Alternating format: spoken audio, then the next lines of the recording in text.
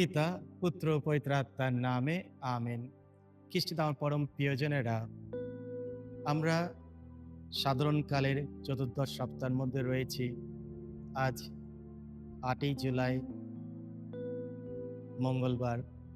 আর আজকে পবিত্র মঙ্গল সমাচার নেওয়া হয়েছে মতিরচিত মঙ্গল সমাচার থেকে ৯ অধ্যায় ৩২ থেকে ৩৮ পদ। যিশুর কাছে একদিন অপদূতে পাওয়া একজন বোবা মানুষকে আনা হলো।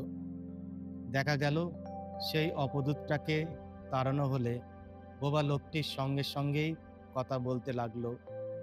সেখানে ভিড় করা লোকেরা তাতে অবাক হয়ে গেল। তারা বলতে লাগলো, ইসরায়েল দেশে এমনটি আর কখনো দেখা যায়নি। কিন্তু ফরিসিরা বললেন, ওই তো অপদূত রাজের শক্তিতেই অপদূত তাড়িয়ে বেড়াচ্ছে। এরপর যিশু প্রতিটি গ্রামে ও শহরে ঘুরে বেড়াতে লাগলেন। ইহুদিদের বিভিন্ন সমাজগৃহে উপদেশ দিতেন তিনি, ঐশ্বরাজ্যের মঙ্গল বার্তা প্রচার করতেন এবং মানুষের যত রোগ যত ব্যাধি সারিয়েও তুলতেন। একদিন লোকের ভিড় দেখে তাদের জন্য তার কেমন দুঃখ হলো। ক্লিষ্ট অবসন্ন তারা, যেন পালকবিহীন মেষেরই মতো। তিনি তখন তার শিষ্যদের বললেন, ফসল তো প্রচুর, কিন্তু কাজ করার লোক অল্পই। তাই ফসলের মালিককে মিনতি জানাও, তিনি যেন তার শস্য ক্ষেতে কাজ করার লোক পাঠিয়ে দেন। এই হলো প্রভু যিশুর মঙ্গল সমাচার।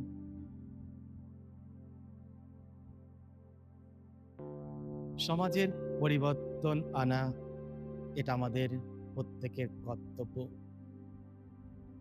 আর কিভাবে আমরা সেই পরিবর্তন আনবো? প্রভু যিশু আমাদের শেখালেন, যাতে আমরা প্রভু যিশুর মতো মঙ্গল বার্তা প্রচার করে, সেবামূলক কাজ করে, মানুষের প্রতি দয়া ভালোবাসা দেখিয়ে যাতে আমরা আস্তে আস্তে আস্তে কিছু পরিবর্তন আনতে পারি। খ্রিস্টে আমার পরম প্রিয়জনেরা, পবিত্র বাইবেলে আমরা দেখি যিশুর দৈনন্দিন জীবন ও তার কাজকর্ম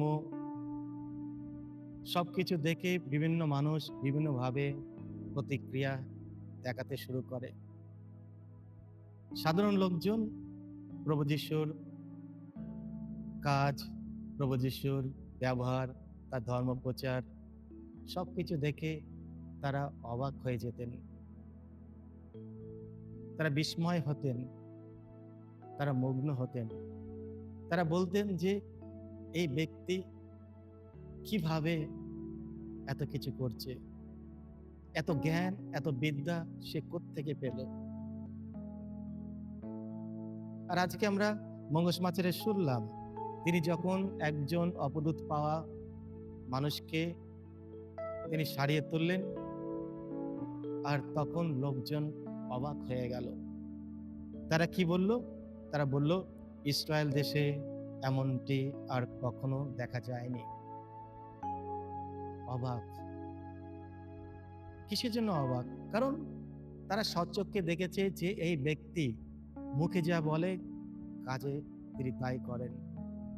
মানুষের প্রতি তার ভালোবাসা, সহানুভূতি, সবাইকে নিজের কাছে গ্রহণ করা, যদিও তিনি ধর্মগুরু হয়ে সবার সঙ্গে মিলেমিশে থাকা, এটা তারা কোনোদিন লক্ষ্য করেনি।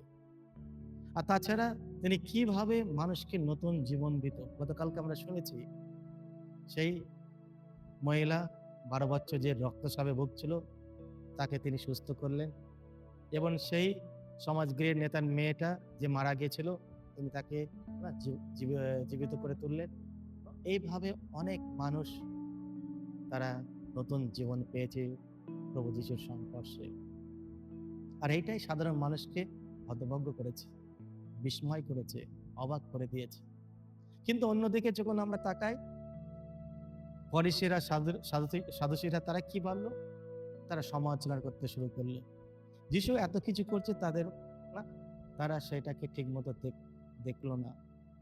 সবকিছুর মধ্যে ভুল তারা বার করতে চেষ্টা করলো। আজকেও আমরা দেখলাম, তারা কি বলল? ওই তো অপদূত রাজের শক্তিতেই অপদূত তাড়িয়ে বেড়াচ্ছে।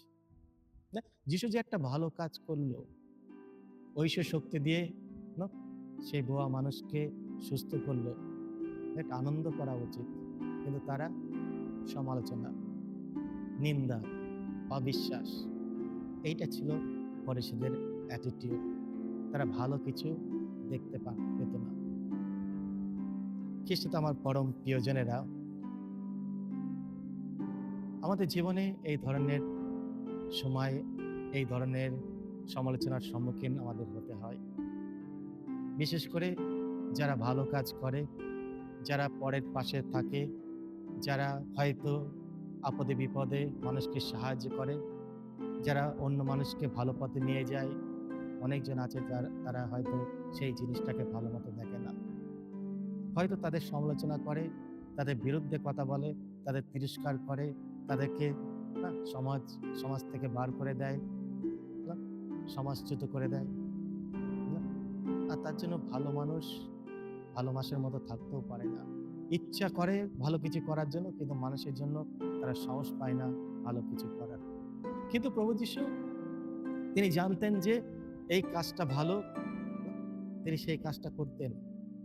তিনি কোনোদিন ভয় পাননি যে মানুষ কি বলবে, মানুষ কি অভিযোগ দেবে। কিছু তো আমার প্রিয়জনেরা, আমাদের জীবনে হয়তো এইভাবে অনেক কিছু সম্মুখীন হতে হবে। কিন্তু প্রভু যিশু, তার আদর্শ যদি আমরা পালন করি, তার অনুগামী যদি আমরা হই, নিশ্চয়ই তিনি আমাদের পাশে থাকবেন, আমাদের সাহায্য করবেন।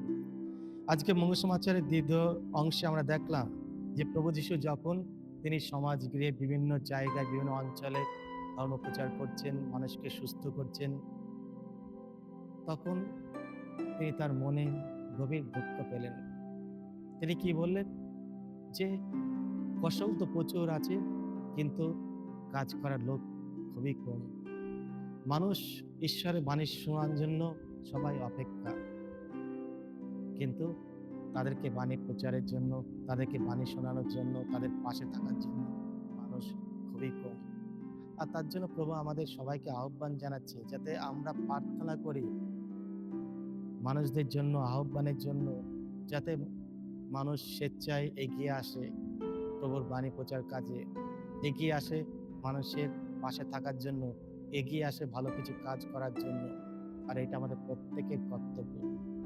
আমরা যেই পরিবেশে থাকি না কেন, যে পরিস্থিতির মধ্যেই থাকি না কেন, যদিও আমরা সমালোচনার মধ্যে আমরা অনেক সময় পড়ব, তবু আমাদের পিছু হটলে হবে না, আমাদের এগিয়ে যেতে হবে। আর তাই হয়তো আমরা একা পারবো না, ঐশ্বর শক্তি দরকার, মানুষের সহযোগিতা দরকার। এসে আমরা একে অপরের জন্য প্রার্থনা করি, যাতে আমরা সবাই ঈশ্বরের ডাকে সাড়া দিই, সমাজের পরিবর্তনের জন্য আমরা যেন এগিয়ে আসি। প্রার্থনা করি যাতে প্রভু পরমেশ্বর তার শস্য ক্ষেতে অনেক কর্মীকে যেন পাঠায়, স্বেচ্ছাসেবক, ধর্মপ্রচারক, যারা মানুষ এগিয়ে আসে প্রভুর কাজের জন্য। প্রার্থনা করি আমাদের প্রত্যেকের জন্য, যাতে আমরা বিশ্বাস নিয়ে প্রভুর কাছে আসি, প্রভুকে আরো জানি এবং তার ভালোবাসার মধ্যে সর্বদাই যেন আমরা থাকি। আজকের দিনটা আপনাদের শুভ হোক। ঈশ্বর প্রচুর পরিমাণে আপনাদের আশীর্বাদ করুন। সকলকে জয় যিশু।